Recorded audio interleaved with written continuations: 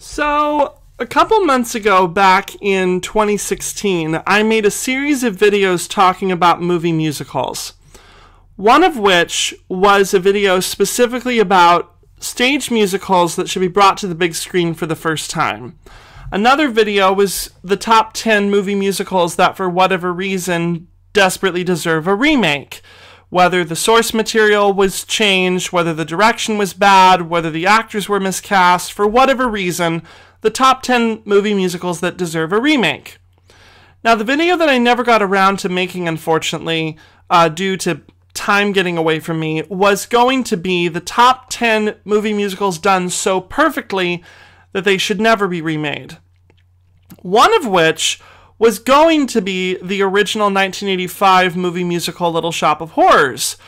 But imagine my surprise that back in December, just this past December, it was announced that Warner Brothers has officially greenlit a movie musical remake of Little Shop of Horrors with Greg Berlanti as the director. Yes, welcome back everyone to Great Broadway Fans YouTube channel. I'm Luke, and today I'm going to be talking about this development of this upcoming remake of this classic movie musical and some potential Dreamcasts I have for the characters in the musical that hopefully will save this movie from critical and box office embarrassment. But before I do that, let me say one thing really quick, and that's thank you. Because earlier in the month of January, we, and I say we collectively, it's here on Great Broadway Fans channel that we passed 100 subscribers. And I know that that might seem like a small milestone, but you know what? It warms my heart to know that 100 people, plus at this point now, are subscribed and enjoy my content on a regular basis. And my videos total to date have gotten over 8,000 views, which is just mind-boggling that people watch my videos that much. So thank you to everybody. So, what are my problems with this remake of Little Shop of Horrors? Well, before I talk about, I have 3 problems with it. Before I talk about those problems, let me just say one thing very, very clear. No matter what happens, we will see this movie. Because if there's one thing that musical theater fans love, it's when musicals get put on the big screen in a movie format for us to be able to enjoy forever. Because unlike regular film, television, and music, musical theater is limited to the city that you see it in and that particular production. And not a lot of musicals get professionally filmed and immortalized on DVD for the rest of time. So having a movie musical is really nice for us to enjoy.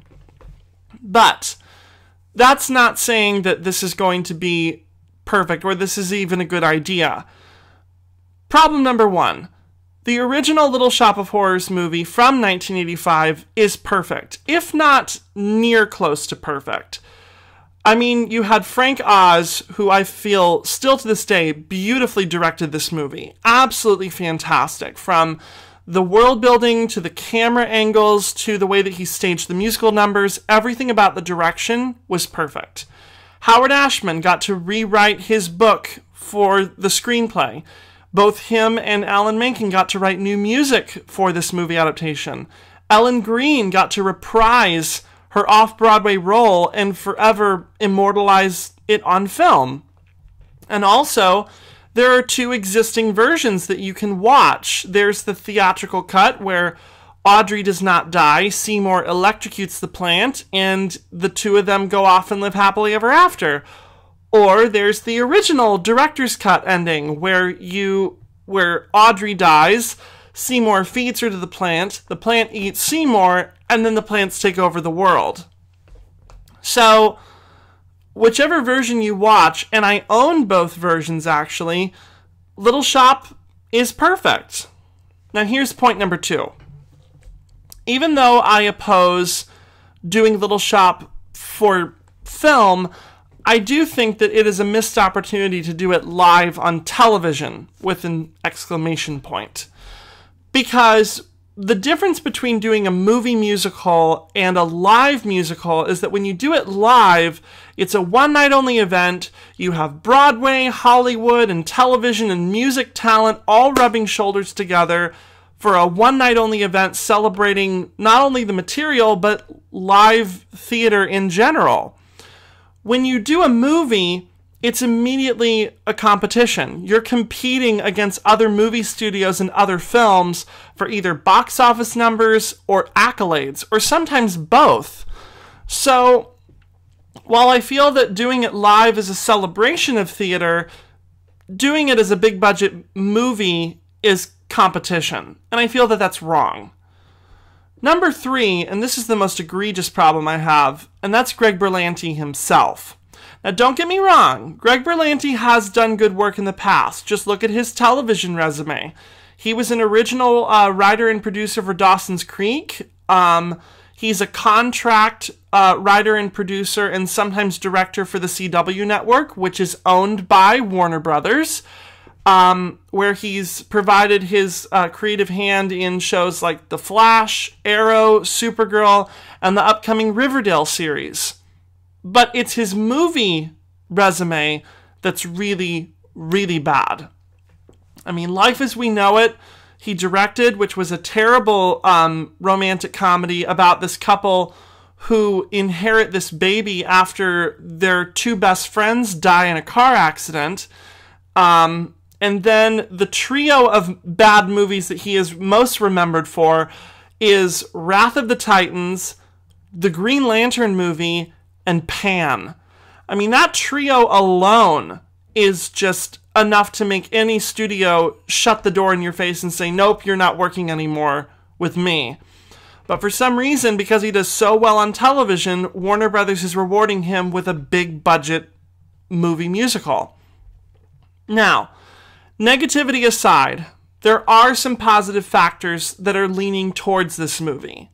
Number 1, and that's the producer, who is Mark Platt. And Mark Platt, I adore this man. He was the original producer in bringing Wicked from the page to the stage. He wanted to make Wicked from the book into a movie, but then turned it into a musical. He also was a producer on what is my second favorite film adaptation of a stage musical, Into the Woods. Chicago's my number 1 favorite at the moment. And he was also a producer on La La Land, which is an original movie musical set in Hollywood. I reviewed it last month when it came out in theaters, and it shattered the record for the most Golden Globes win for a film, which was 7, and just received 14 Oscar nominations earlier this week. And he will also be producing the upcoming Wicked film adaptation. So with Mark working behind the camera, maybe he can help Greg Berlanti and Warner Brothers make sure that this movie does not go down in flames. And to help them, I have provided Dreamcasts for the 8 characters that are featured in this musical. Yes, I counted. There's only 8.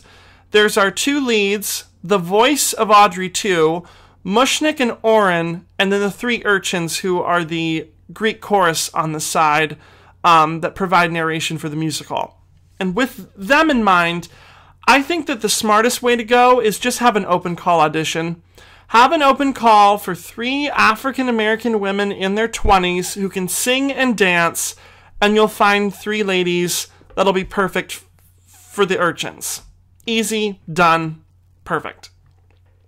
Next, Oren, the sadistic dentist that Audrey dates for the first half of the musical. Now, in rewatching the original film, Steve Martin played this part, and he, at that point in his career, had left Saturday Night Live and was transitioning into movies. So I was thinking to myself, who is a good comedic actor, either currently working or has previously worked with SNL, that would be really good for this part?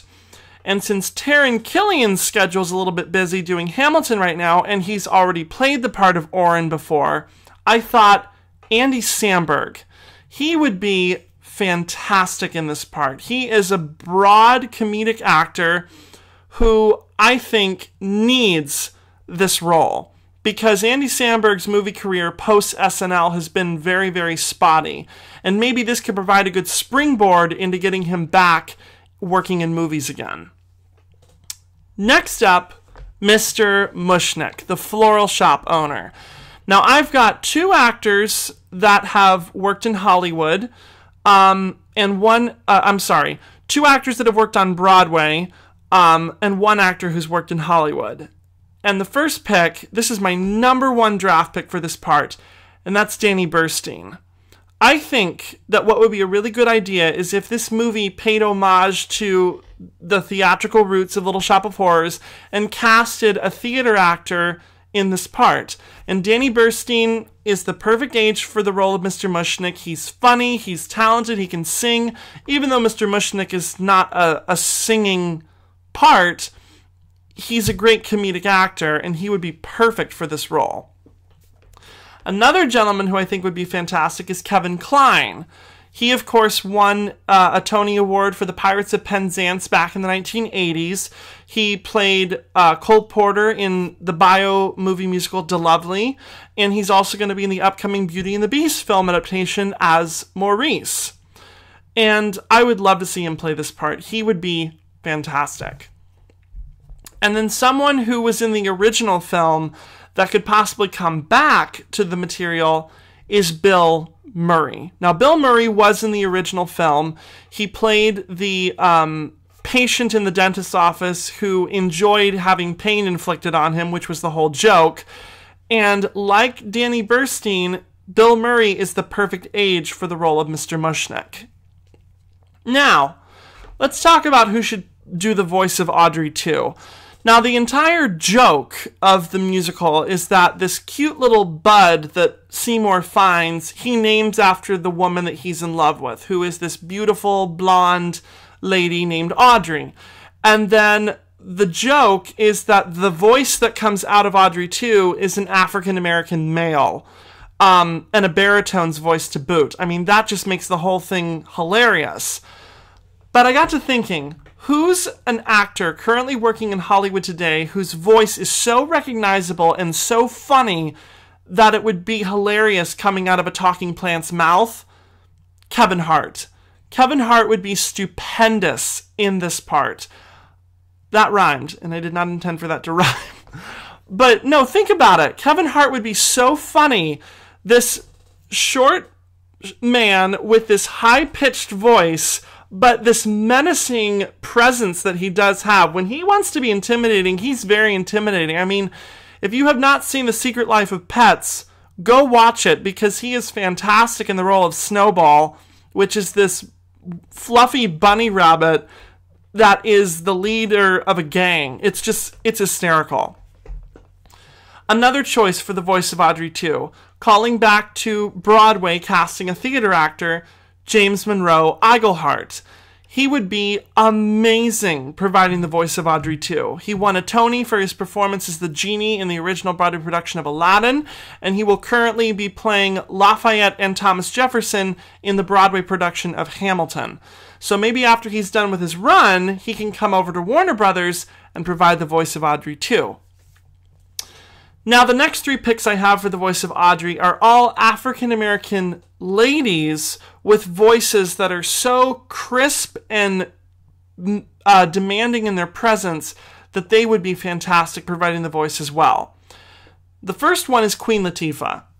I have adored this woman for years. I loved her in Chicago, I loved her in Hairspray, I loved her in The Wiz Live, and I would love to see her provide the voice of Audrey 2. I think it would be such an interesting change-up to have a woman provide the voice, but still have that menacing presence that Audrey 2 has with its character. Another fantastic lady is Jennifer Hudson. I like Queen Latifah, I have loved Jennifer Hudson for years. I was an original Jennifer Hudson fan when she was on American Idol, and then when she did Dreamgirls. I love that movie. Love it, love it, love it. She made her Broadway debut last year doing The Color Purple, where she played Shug Avery. And then she got to do Hairspray Live, where she played Queen Latifah's part, which was Motormouth Maybelle. Jennifer Hudson would be fantastic in this role too. And finally, this woman already works for Warner Brothers because she's part of the DCEU, and that's Viola Davis. I love this woman. I have loved Viola Davis for so long. The first role I ever saw her in was in The Help, and that's one of my favorite movies of all time, period. End of story. She is currently Amanda Waller in the Suicide Squad movie and now part of the DCEU, and she's Oscar nominated for her role in Fences. I would love to see her play this part. She has that dark, rich tone to her voice that would just be perfect. Now, going in the complete opposite direction, our leading lady. Now, I have, let me think. 4 of these actresses have worked on Broadway. 4 of the 5 actresses have worked on Broadway. 4 of the 5 actresses have worked in the movies and on television. And 1 of the actresses has also worked in music. So, my number 1 pick for the role of Audrey, Emma Stone. I think she is born to play this part. And I know that Emma recently said in an interview that she's not ready to quite come back into musicals, but I think that when when, and I think that she will, when she wins her Oscar for La La Land, this has her name written all over it. Emma Stone needs to play Audrey. She's such a fantastic performer. She played Sally Bowles on Broadway in the revival of Cabaret back in 2014. She's in La La Land. I recently found out, actually, that she was considered for the role of Cinderella in Into the Woods, but turned it down because she felt she wasn't a good enough singer for the part. But I think that Audrey might be the right role for Emma. It's not a singing-heavy part, but it is a very important part nonetheless. Another actress worked on Broadway, worked in Hollywood, Oscar-nominated performer, Tony-nominated performer, Anna Kendrick. I want to see Anna Kendrick do more movie musicals, and I don't want to see her do Pitch Perfect movies anymore. I love you, Anna, but stop making those movies, please. Come back to musical theater. Come back to Broadway. And this might be a good stepping stone. If she plays Audrey, maybe this might get her interested in coming back to Broadway in a legit stage musical. I love Anna Kendrick. Love Anna Kendrick. Next up, this is the actress who I said has worked in Hollywood, Broadway, and the world of music, and that's Carly Rae Jepsen. Yes, she replaced Laura Osnes in the Broadway production of Cinderella. She was Frenchie in Grease Live that was done on Fox last January in 2016. And I would love to see her play this part. I really want to see what comedic aspects she could bring to this role. And like I said, Audrey is not a singing heavy part, but it still needs a woman who can carry a tune, and Carly Rae Jepsen is a fantastic singer. Despite the haters, I love Carly Rae Jepsen. Now, this 4th pick, this might be stretching it a little bit because I don't know if this woman can sing, but she works for Warner Brothers and she's a fabulous movie star. I've adored this woman for years, and that's Margot Robbie.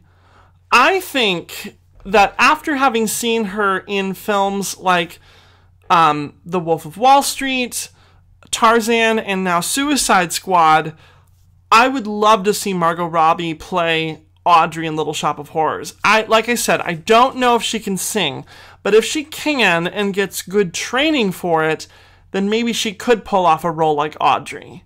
I think that Margot Robbie's a big enough movie star now at this point that maybe she could headline a film if she got the right actor to play opposite her as Seymour, but we'll get to him in a moment. But my final pick for the role of Audrey is a woman who has graced the stages of Broadway, television, and movies, and someone who was originally cast in the role of Audrey for the national tour, but then lost out on the part, and that's Megan Hilty.